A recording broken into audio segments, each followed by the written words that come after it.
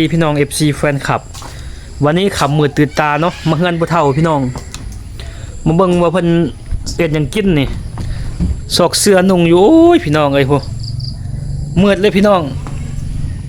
มืดตื่นตาอยู่นี่ให้เพิ่นเปลี่ยนเครื่องนุ่งพี่น้อง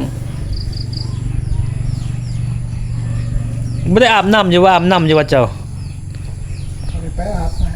บ่ได้อาบน้ำเลยไปกับไปเล่นมันไปบ่ได้อีมันไกลจักมื้อแล้วบ่ได้อาบน้ำนี่โอ้ย2-3 มื้อนี่2-3 มื้อแล้วเป็นจังได๋ลูกกับเมียกลับมาแล้วดีใจมันบ่บัดนี้เฮ็ดอีหยังกินนี่เจมุกติ๊กนะมีเบิ่งของกินมาค่อยเบิ่งดูเอาพี่น้อง FC มื้อนี้มาหาผู้เฒ่ามาหาบรรยากาศยามแรงๆเด้พี่น้องนี่อาหารแรงของคนเซียนยังกินนี่ไฟฟ้ากับบ่มีพี่น้องนี่กินแก้วอาหารกินบ่นี่ป้าพี่น้องแก้วเผ็ดกินแจ่วหมกเผ็ดบ่ได้นึ่งข้าวกินบ่มื้อนี้มื้อไม่ไผเอามาให้ข้าวนี่เขาเอามาจากบริษัทข้าวของบริษัทเขามาให้บริษัทบ่สิกุมจักมื้อข้าวอันนี้มาตัวนี้ยังมาสิเดียวมื้อนี้ค่อยก็ไปซอยอีหืดเด้เอาข้าวไปให้เอาหมกเผ็ดเกลือปลาแดกไปให้นี่บ่ข้าวมันสิกุมคนบ่อื่นอยู่บ่นี่น้ำก็บ่ได้อาบ2มื้อเลยพี่น้องเครื่องนุ่งก็หักบกเปลี่ยนเมื่อกี้นี่เล็บมือนี่ตัดได้ผู้เฒ่าเลยมีบ่มีตัดเล็บบ่มีบ่มีนะเบิ่งเพลงนัวเกลือจะเบิดเอาไปเบิ่งดูยังบ่ยังเกลือเพลงนัวยังเกลือเพลงนัวยังอยู่พี่น้อง FC อ๋อน้ำมันหมูถ้วยบวงเด้คือบ่เห็นล่างน้ำนี่ไปตักใส่เอาตุกยังไปตักน้ำไฟนี่มืดแท้นี่พี่น้องบรรยากาศตอนแรงๆได้นี่เนาะไฟฟ้าก็บ่มีพี่น้องนี่ไฟฟ้านี่ก็ใช้งานบ่ได้เลยพี่น้องนี่ใช้งานบ่ได้แล้วนี่เขาตัดเนาะชื่อคนอมข้างเขาตัดแม่นบ่มาลงมาลุมพี่กลางพี่เดี๋ยวค่อยลงก่อนนี่พี่น้องลงกลางเฮือนแล้วก่อนมันมืดโพดพยันตกเฮือน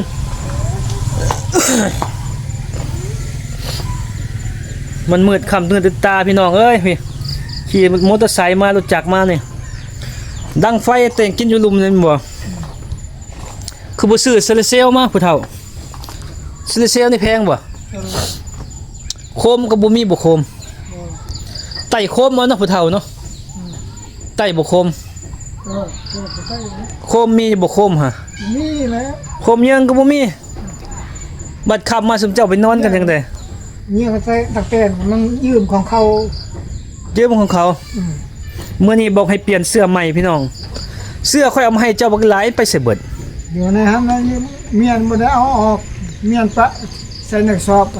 เครื่องค่อยเอามาให้เจ้าเป็นเป่าเขาชื่อจะเป็นชอบนี่นะคือบ่เอาออกมานุ่งนี่เจ้านุ่งแตะพื้นเก่ามันก็กินโตมันก็เรียบมื้อนี้ตัดได้พ่อเฒ่าตัวนี้บ่แต่งกินแม่นบ่นั่นแหละโคมนี่อยากได้อยู่บ่โคมนี่อยากได้นะคันมีอยากได้อาจจะไปเบิ่งน้ำใส่นี่ตักมาแต่ใส่นี่ไปตักมาแต่ใส่ไม่ไผเป็นคนตักมาให้น้ำฝนนั่นบ่โอ้พี่น้องน้ำฝนนี่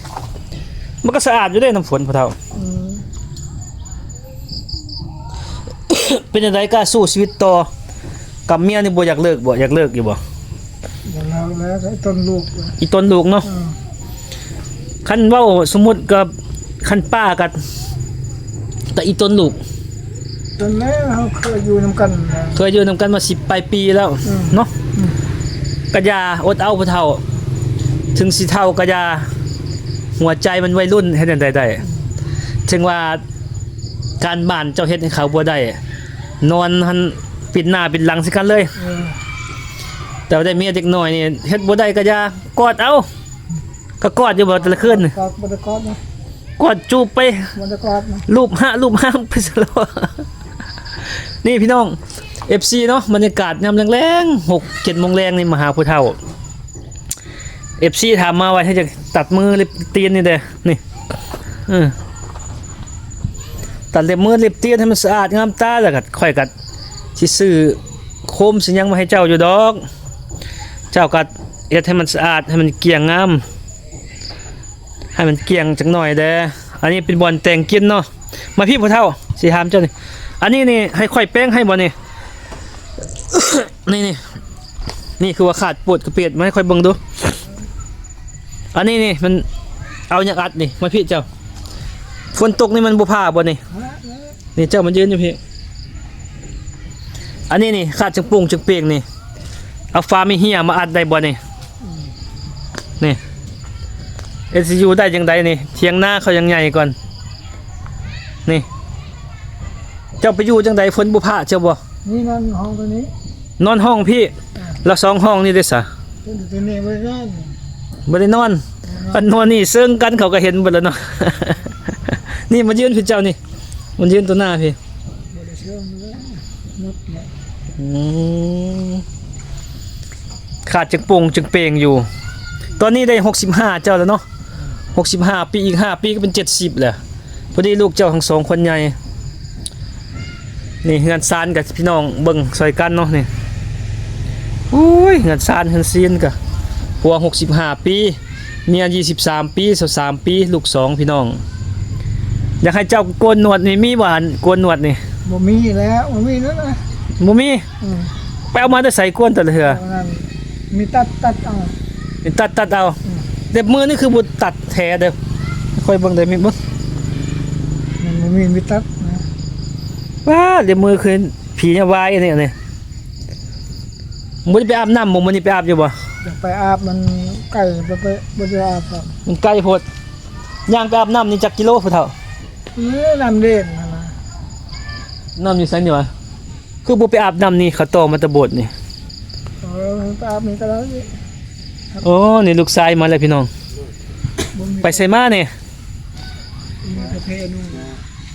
มาเตเลน ฮะ มาเตเลน มาแต่ตะ เลน มาตะนาไปลิ้น ไปเล่นมาเตเลน โอ้มาตะลิ้น ยางนี้ บ่ได้ไปตักน้ำตักในให้พอบ่นึ่งข้าวนึ่งน้ำให้นึ่ง แล้วขึ้นแล้วนะ แล้วบ่แลเฮ็ดหยังกินมื้อแรงนี่ เจียว คือบ่ลอกเก็บเพาะเก็บผักมาซุปมาหยังเด้ พักแล้วรวมพัก ลวกผักลวกเพาะลวกผักตัวลวกเพาะลวกผักเก็บผักมาสุกตำแจ่ว ขึ้นตอนนั้นขึ้นแล้วนะ แม่กับลูกหันไปเที่ยวบ่ไปเล่น ยางมัน เลาะไปเลาะมาเป็นซั่นบ่ตอนนี้ค่ำแล้วพี่น้องมืดตื่นตาแล้วนี่ไฟก็บ่มีแล้วนี่พี่น้องฝนตกนี่อันนี้เจ้าคือบ่แป้งอันนี้เด้แป้งนี่แป้งบ่อยากแป้งอยู่บ่นี่อยากให้ข่อยแป้งให้อยู่บ่ฟ้าข้างนี่ซื้อหยังมาแอมใส่เอาสังกะสีได้บ่เอาสังกะสีเก่ามาตีได้บ่เนาะมื้ออื่นค่อยมาซอยเด้อเอาว่ามื้ออื่นเนาะนี่ค่อยสิซื้อเหล็กกระปูมาให้เนาะพ่อเฒ่าเนาะนี่เอาสังกะสีตัวเก่านี่มาตีเปอะใส่เนาะเนาะเอาสังกะสีเก่าเนาะนี่ ได้นะซอยครับ เอาสังกะสีเก่ามาตีเปอะ1แผ่น4แผ่น5แผ่นเนาะเอาโอเคเอาสังกะสีเก่ามาแอมใส่ได้เด้อนี่สังกะสีเก่าใส่ตัวนี้2แผ่นใส่ตัวนั้น5แผ่นเดี๋ยวค่อยสิมาซอยเนาะเอาโอเคเนาะมื้ออื่นเนาะมื้ออื่นค่อยสิมาซอยมื้อประมาณ 9:00 น 10:00 นเด้อค่อยมาซอยเด้อเอาสังกะสีหันเก่าเอามาตอกใส่แล้วกระปูหันยังบ่ หมดแล้ว เบิดแล้วค่อยสิซื้อแล้วกระปูมาให้เอาแล้วกระปู6นี่มาตีใส่นี่เพื่อไม่ให้ฝนมันผ่าเอาโอเค